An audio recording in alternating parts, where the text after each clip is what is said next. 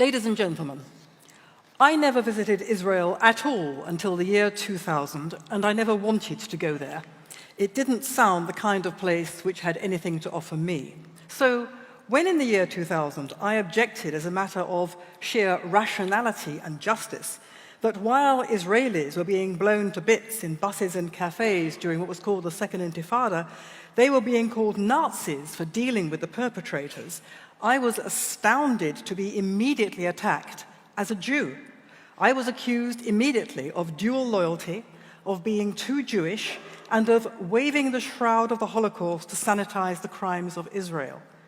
Well, I think you can see the same pattern in today's Labour Party crisis over anti-Semitism, in which anti-Semitic motifs about Jewish global conspiracies are conflated with attacks on Israel. At one meeting, Jeremy Corbyn noted of two Zionist opponents in the audience that despite, quote, having lived in this country for a very long time, they don't understand English irony, using the smear that as British Jews, they didn't actually belong in Britain. The Palestine Solidarity campaign is riddled with anti-Semitic comments such as that the Paris Bataclan massacre was a false flag operation to increase support for Israel, or that Kristallnacht was instigated by communist and Freemason Jews to promote war against Germany.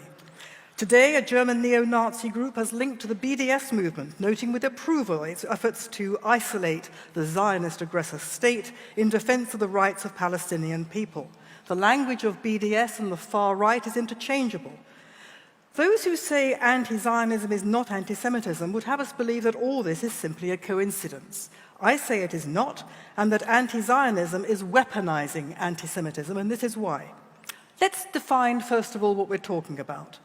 What is Zionism? Nothing more or less than the self-determination of the Jewish people in their ancient homeland of Israel. What is anti-Semitism? A delusional hatred and fear of Jews, Judaism, or the Jewish people. But anti-Semitism is not like other prejudices. It has unique characteristics applied to no other group, people, or cause, such as an obsessional and unhinged narrative based entirely on lies, accusing Jews of crimes of which they are not only innocent but the victims, holding them to standards expected of no one else, depicting them as global conspiracy of unique malice and power. Amazing, anti-Zionism has exactly the same characteristics. Don't get me wrong, criticism of Israel's policies, robust criticism, is entirely legitimate, but anti-Zionism is different. Anti-Zionism demonizes, dehumanizes, and delegitimizes Israel in order to bring about its destruction. You may hear some of this slander this evening. The lie, for example, that Israel is an apartheid state, when Israeli Arabs have equal civil and religious rights.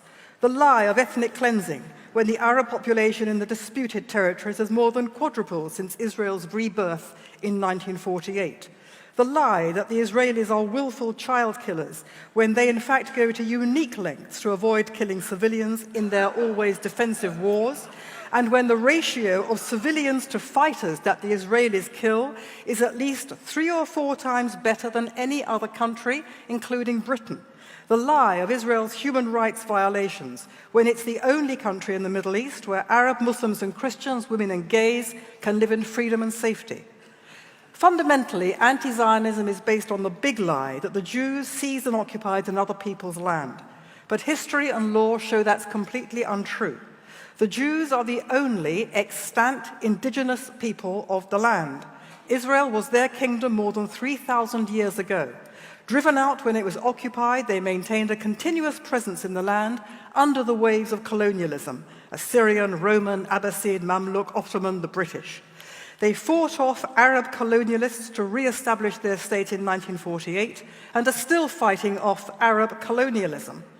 The Palestine Mandate of 1922, which parceled out the former Ottoman Empire, enshrined their right to settle throughout that land, a right that endures unaltered in international law. The law also entitles Israel to hold on to land seized from its attackers while that land remains the launchpad for attacks, demonstrably true.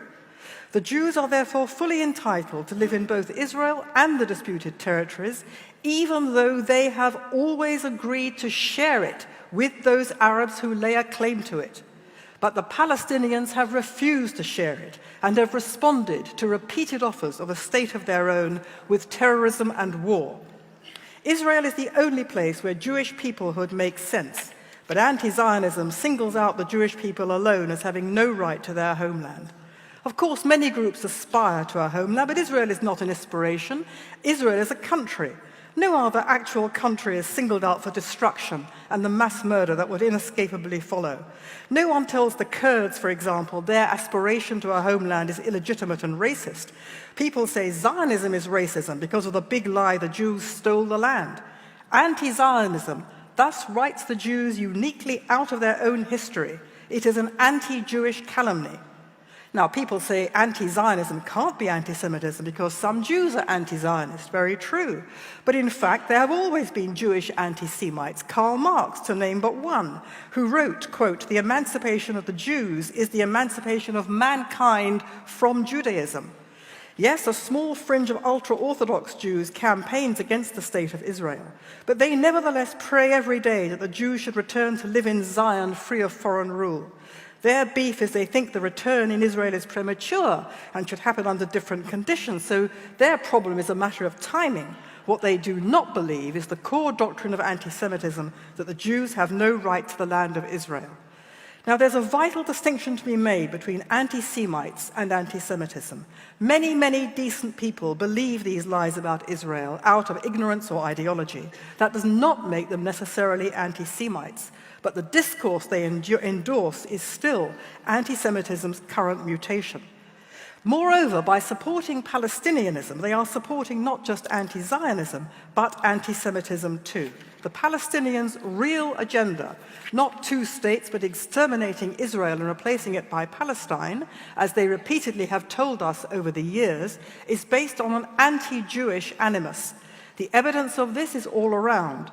Mahmoud Abbas's doctorate in Holocaust denial, his hero worship of the 1930s Grand Mufti in Jerusalem, Haj Amin al-Husseini, who made a pact with Hitler to exterminate every Jew in the Middle East, the grotesque Nazi-style imagery of Palestinian propaganda, such as sermons claiming the Jews are the fabricators of history, who dance and live on the body parts of others, there is no global corruption their rabbis did not allow, Palestinian claims that the Jews are behind 9/11 and that they control the world's media, finance, and US foreign policy. This unhinged, murderous anti-Semitism drives the Palestinian cause. Does anyone therefore seriously suggest that people in this country who support this cause and who say that the Jews were behind 9/11 and controlled the world's media, finance, and US foreign policy, that this really is just a coincidence? And if our opponents this evening really do believe anti-Zionism is free from anti-Semitism, will they denounce this Palestinian agenda of genocidal, Nazi-style Jew hatred?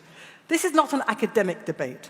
When I grew up in London, anti-Semitism was confined to a few nutters on the fringes who were treated as pariahs, and now it's been legitimized. Not surprisingly, anti-Semitic attacks are running at record levels, and what's so distressing is to hear our right as Jews to our own peoplehood being singled out as illegitimate, and to hear the unhinged and obsessional lies and distortions about Israel become the default position of fashionable conversation. And then, on top of that, then to be told that the claim that people like myself make that these are anti-Semitic conspiracy theories is itself a conspiracy got up by the Israel embassy.